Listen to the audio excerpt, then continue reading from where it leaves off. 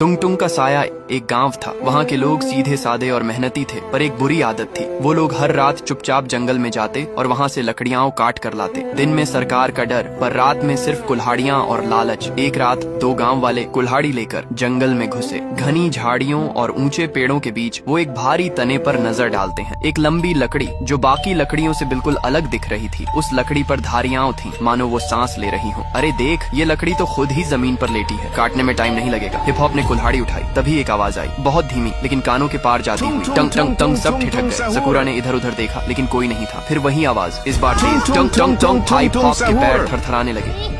भूत है क्या? ये सकूरा फिर भी आगे बढ़ा और कुल्हाड़ी से उस पर वार किया। शी छा एंग। सकूरा के कुछ चीज अगर लगी और वो गिर गया। हिप हॉप भगा, झाड़ियों में ढंसते चले गए, लेकिन हिप हॉप भी उस रात वापस नहीं आया। अगली सुबह गांव की चौकीदार, जो हमेशा साहसी माना जाता था, उसको खबर मिलती है दो लोग जंगल में गए थे, लकड़ी काटने लौटे नहीं। चौकीदार के चेहरे पर चिंता थी, कहीं जानवर तो नहीं। उसने सोचा वो जंगल के पास तक जाता है, लेकिन वहाँ जैसे ही कदम रखती है कुछ सुनाई देता है। टंग टंग। सुनते ही उसके पैर कांपने लगे। वो पीछे हट जाता है। पूरे गाँव में चर्चा थी, लकड़ी खुद चलने लगी है, जिसने भी उसे काटा वो गायब हो गया। और अब लोग उस आवाज को टंग टंग कहने लगे थे, क्योंकि वो आवाज रात के अंधेरे में चारों ओर गूंजती थी। टंग टंग टंग। बूढ़े लोग बोले, ये लकड़ी नहीं, कोई रक्षक है जंगल का। अब कोई भी जंगल नहीं जाएगा। अब गांव के लोग रात होते ही अपने दरवाजे बंद कर लेते। बच्चों को बाहर खेलने से रोक दिया गया और टंग टंग की आवाज हर रात गूंजती रहती। धीरे, फिर तेज और फिर बिल्कुल करीब। एक लकड़हारा जो इन अफवाहों पर विश्वास नहीं करता था, पुष्पा, वो बोला, मैंने तो अपनी जिंदगी जंगल में ही काटी है। आज भी जाऊंगा, लकड़ी लाऊंगा,